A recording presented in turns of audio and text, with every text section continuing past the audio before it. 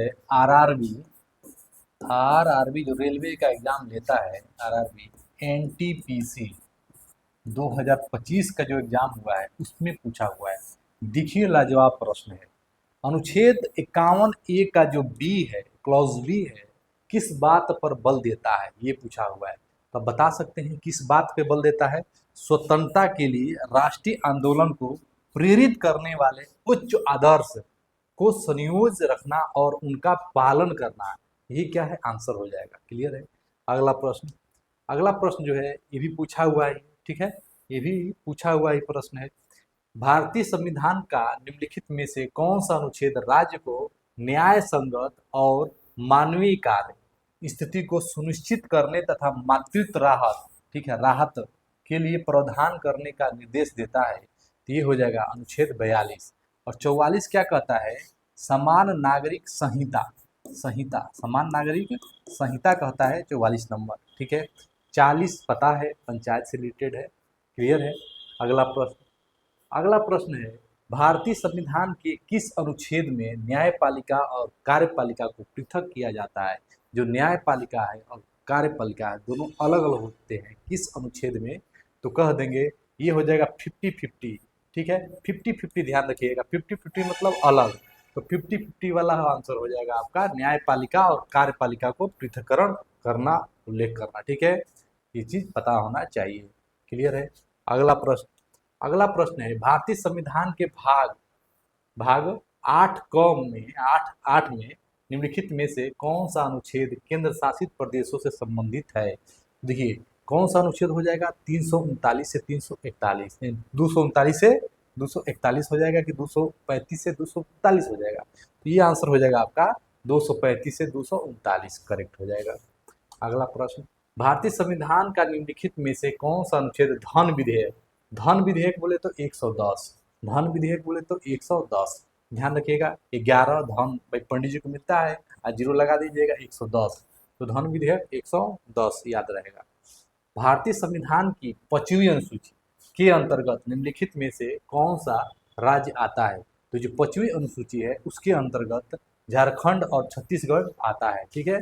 झारखंड और छत्तीसगढ़ ध्यान रखना है। क्लियर है। अगला प्रश्न, अगला प्रश्न है संविधान के अनुच्छेद 323 बी, 323 बी के संबंध में निम्नलिखित में से कौन सा कथन सही है।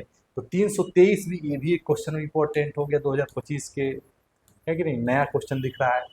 325 या 323 के बी, ठीक है, 2025 में आया हुआ है।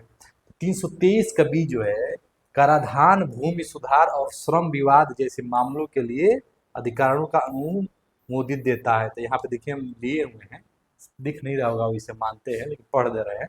323 ए और बी, बी को ध्यान रखिएगा क्या है आपका, कराधान, कराधान, भूमि सुधार और श्रम विवाद, बस इतना ध्यान रखिएगा। कराधान, भूमि सुधार, श्रम विवाद किससे है, 323 बी से है। अगला प्रश्न, निम्नलिखित में से कौन सा विषय समवर्ती सूची के अंतर्गत आता है। तो समवर्ती सूची के अंतर्गत आने वाला विषय है दंड विधि। जो दंड विधि है वो क्या है, समवर्ती सूची है। रक्षा आ जाएगा आपका, केंद्र में आ जाएगा, बाकी पुलिस राज्य में आ जाएगा, ये भी केंद्र में आ जाएगा, लेकिन दंड विधि जो है समवर्ती सूची में है। किसमें है, समवर्ती सूची में है। किस संवैधानिक संशोधन अधिनियम ने भारत के संविधान में 9वीं अनुसूची जोड़ा।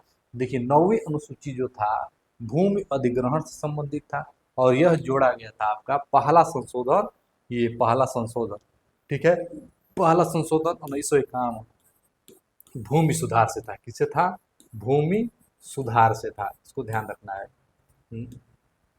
कौन सा अनुच्छेद नगर पालिकाओं का गठन से संबंधित है। तो नगर पालिका का जो गठन है वो 243 क्यू, तो अनुच्छेद 243 क्यू जो है ये आपका आंसर हो जाएगा 243 क्यू, ये हो जाएगा नगर पालिकाओं के गठन से संबंधित। विभिन्न संवैधानिक पदों के लिए शपथ और प्रतिज्ञा के रूप में कौन सा अनुसूची है। तो बात जानते हैं 12 अनुसूचियां हैं। पहले कितनी अनुसूचियां थी, 8 थी, अब कितनी हो गई है, 12 हो गई।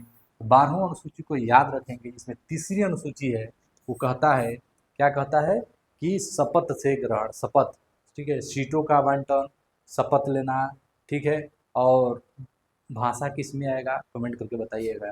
ठीक है, तो समझिएगा, भारतीय संविधान के निम्नलिखित में से कौन से अनुच्छेद विशेष रूप से प्रशासनिक और अन्य मामले के लिए आधिकारिक नियुक्ति स्थापना संबंधित है? तो हो जाएगा 323 ए से 323 बी हो जाएगा। ठीक है, अगला प्रश्न, भारतीय संविधान की न्यायिक समीक्षा के अंतर्गत न्यायालयों में चुनौती देने के लिए बचाती है। न्यायालयों में चुनौती देने के लिए 9वीं अनुसूची बचाती है। कौन सा? 9वीं अनुसूची बचाती है। ठीक है, अगला प्रश्न, निम्नलिखित में से कौन सा संवैधानिक तंत्र भारतीय सांसद अनुसूचित जाति और अनुसूचित जनजाति के लिए राजनीतिक प्रतिनिधित्व सुनिश्चित करता है? तो हो जाएगा 330 से 332 हो जाएगा। अगला प्रश्न, निम्नलिखित संविधान का कौन सा भाग अनुसूचित जातियों अनुसूचित जनजातियों के लिए अन्य पिछड़े वर्ग के लिए विशेष प्रावधान संबंधित है? देखिए, ये अनुसूचित जाति अनुसूचित जनजाति के लिए बोला हुआ है। ठीक है, तो ये हो जाएगा ये, यानी कि 16 नंबर। संविधान के कौन सा अनुसूची पूर्वोत्तर के लिए अलावा अन्य राज्यों के अनुसूचित के प्रतिनिधित्व होता है?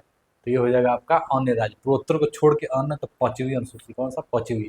अभी हमने 5वीं बताया था झारखंड और छत्तीसगढ़। ठीक है, अन्य राज्य के लिए, पूर्वोत्तर को छोड़ के अन्य राज्यों के लिए तो हो जाएगा 5वीं अनुसूची। पीछे वाला ही प्रश्न है, संविधान की कौन सी अनुसूची अनुसूचित क्षेत्रों के जनजाति के लिए प्रशासन संबंधित है? तो हो जाएगा ये भी 5वीं अनुसूची हो जाएगा।